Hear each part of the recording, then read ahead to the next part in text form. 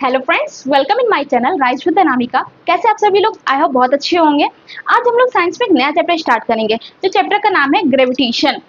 Board पे लिखा ही है, आपको समझ में आ गया। ग्रेविटेशन मतलब गुरुत्वाकर्षण। आखिर ये ग्रेविटेशन होता क्या है, कहाँ से ग्रेविटेशन आया, ग्रेविटी जो है कहाँ से आई? तो इसके पीछे एक छोटा सा एग्जाम्पल है, क्योंकि ग्रेविटेशन की डिस्कवर किसने की? वो न्यूटन ने की। तो न्यूटन के पीछे एक स्टोरी है। क्या था, न्यूटन एक पेड़ के नीचे बैठे हुए थे।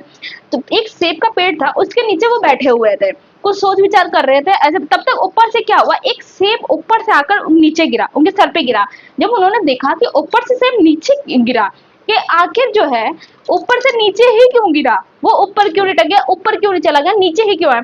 तो उनके दिमाग में कुछ हलचल मची कि कुछ तो कारण है इसके पीछे, कि ये जो सेब ऊपर से गिरा वो नीचे। बस वहीं से स्टोरी पूरी कहानी बदल गई ग्रेविटी के। वहां से उन्होंने ग्रेविटी पे डिस्कवर करना शुरू कर दिया।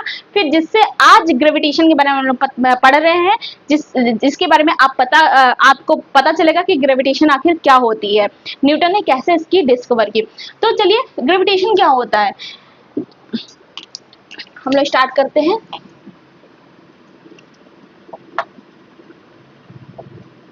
ग्रेविटेशन फोर्स, गुरुत्वाकर्षण बल, आखिर ये क्या होता है?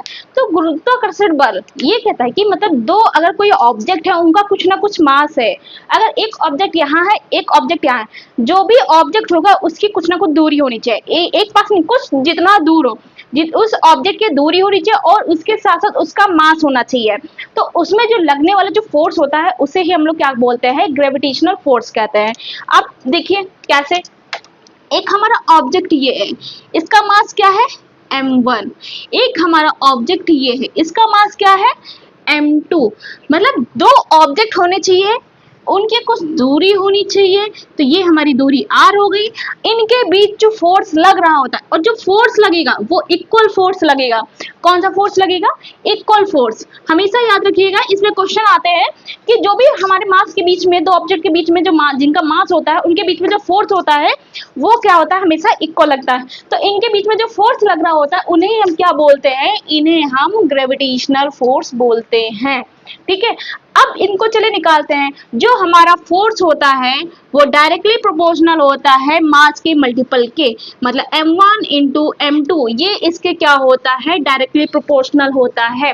और जो हमारा फोर्स होता है वो इसके लेंथ के इनवर्सली होता है प्रोपोर्शनल। मतलब जो इसकी लेंथ होती है उसकी क्या होता है, रेडियस स्क्वायर के इनवर्सली प्रोपोर्शनल होता है।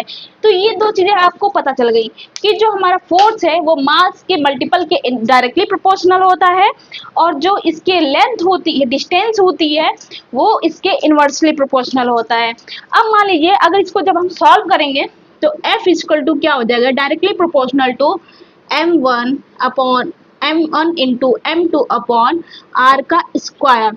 ये निकल के आया। अब हम जब भी, आपको पता है, जब हम कांस्टेंट हटाते हैं तो यहाँ पे कुछ ना कुछ एक वैल्यू आ जाती है।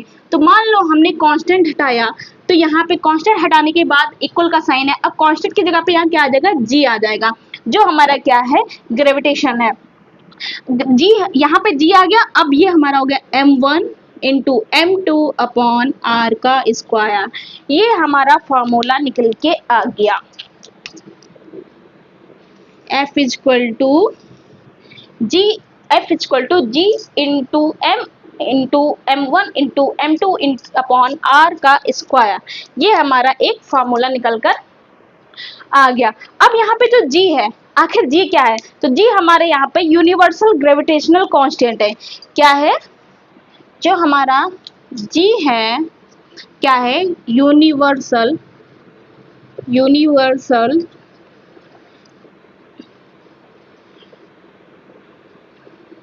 ग्रेविटेशनल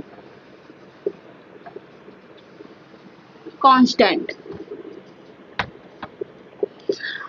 ये हमारा जी क्या है, जी हमारा क्या है यहाँ पे, यूनिवर्सल ग्रेविटेशनल कांस्टेंट। जो जी है ग्रेविटेशनल है, लेकिन कौन सा ग्रेविटेशनल है, यूनिवर्सल ग्रेविटेशनल कांस्टेंट। ठीक है। अब अभी तक जब हम लोग को जो जितनी भी चीजें पता है, तो आप लोग को पता होगा कांस्टेंट की कोई जो है यूनिट नहीं होती है। कांस्टेंट की क्या होता है, कोई यूनिट नहीं होती। लेकिन यह एक ऐसा कांस्टेंट है जिसकी कुछ ना कुछ यूनिट है। इसकी वैल्यू क्या होती है?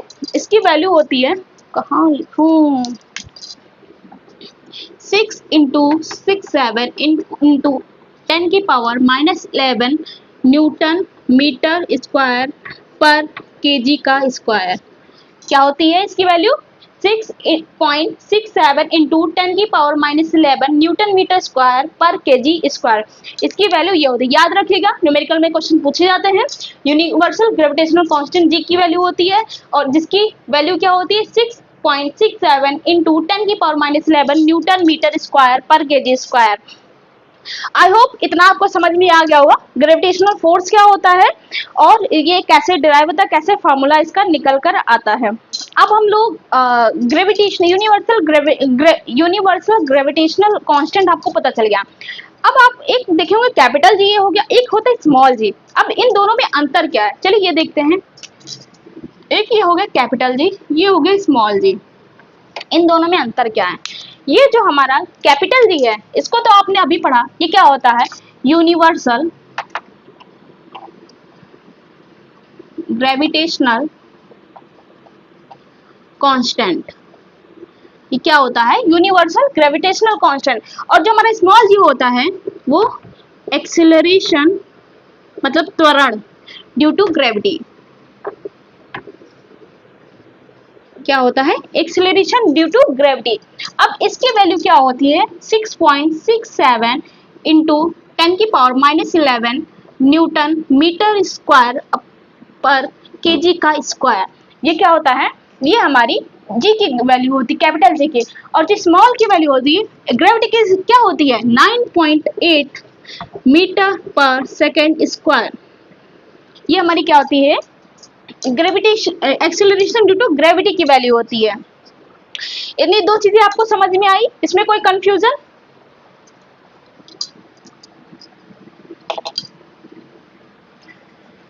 नेक्स्ट, जो कैपिटल जी हमारा होता है ये स्केलर क्वांटिटी होता है।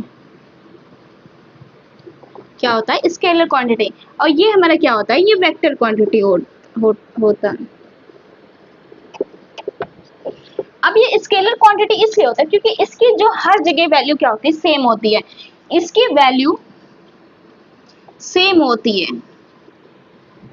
कहीं भी नहीं बदलती। मतलब कि आप कहीं भी चले जाइए, कहीं भी, धरती में, आसमान में, पानी में, कहीं भी चले जाइए, इसकी क्या होती है? इसकी वैल्यू कभी भी चेंज नहीं होती। इसकी वैल्यू जितनी है हमेशा उतनी ही रहेगी। इसकी वैल्यू में कोई भी चेंजेस नहीं आते, सभी जगह इसकी वैल्यू क्या रहती है? सेम रहती है। वहीं पे जो जी हमारा होता है इसकी वैल्यू क्या होती है? बदलती रहती है। जी की वैल्यू क्या है? बदलती रहती है। वैल्यू क्या होती है इसकी? बदलती रहती है।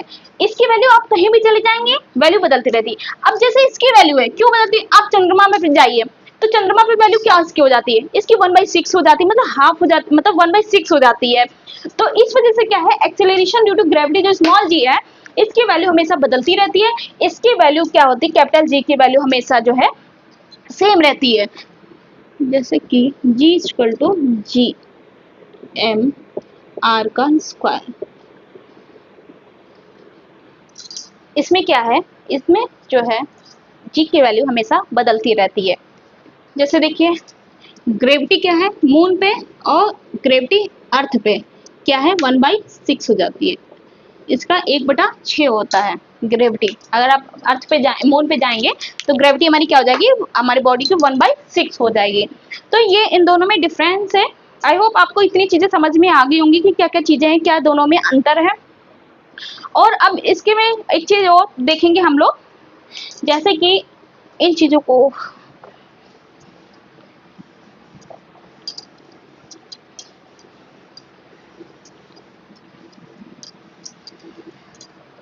एक चीज और देखेंगे। जैसे मान लीजिए एक ये सर्कल है,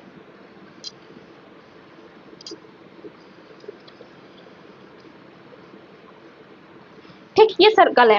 तो ये हमारे क्या होते हैं? ये हमारे पोल होते हैं।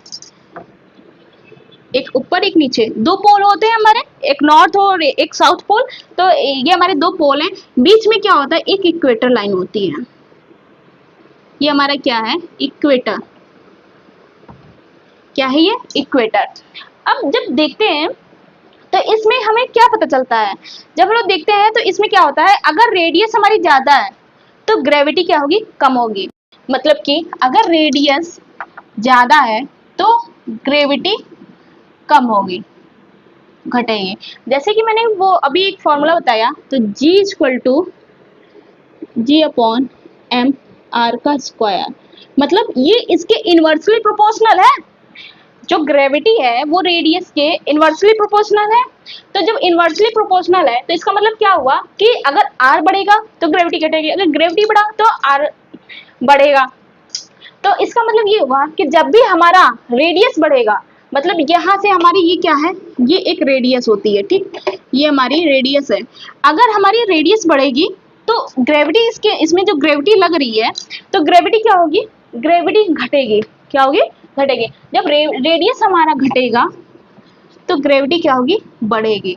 अब ये कैसे, और सबसे ज्यादा रेडियस, जो सबसे ज्यादा ग्रेविटी किस पोल पे होती है, मतलब पोल पे और इक्वेटर पे, कहाँ पे ग्रेविटी जो है ज्यादा होती है और कहाँ पे ग्रेविटी कम होती है। इससे रिलेटेड एग्जाम में क्वेश्चंस आते हैं, तो बताइए ग्रेविटी कहाँ पे ज्यादा होती है, कहाँ पे कम होती है।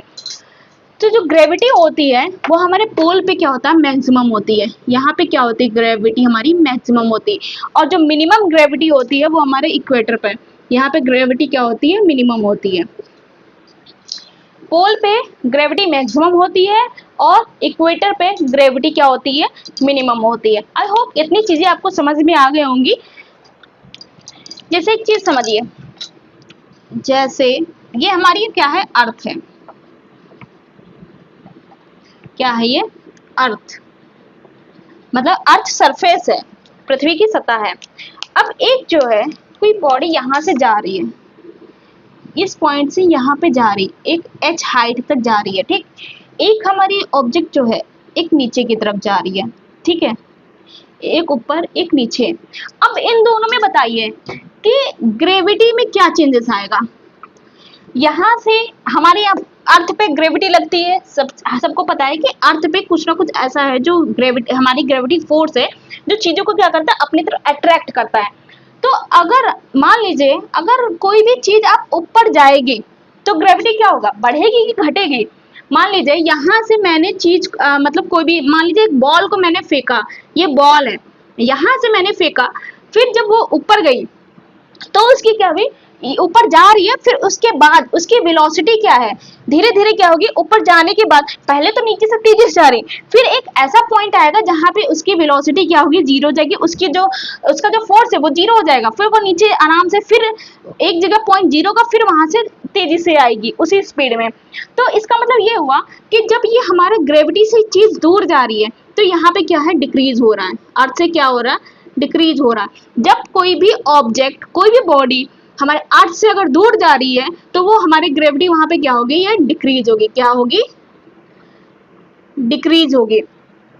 अगर वही चीज, वही ऑब्जेक्ट अगर पृथ्वी से नीचे जा रही है, मतलब ये भी हमारा ग्रेविटी से, जब कोई चीज हमारी नीचे जा रही है, पृथ्वी से दूर जा रही है, मान लो कोई भी चीज है, ये हमारा ग्रेविटी यहाँ पर है, अगर कोई चीज पृथ्वी से दूर जा रही है तब भी हमारे वो क्या होगा, जो ग्रेविटी होगी वो डिक्रीज होगी। क्या होगी, डिक्रीज होगी। आई होप इतनी चीजें आपको समझ में आ गई होंगी कि ग्रेविटी का खेल क्या है।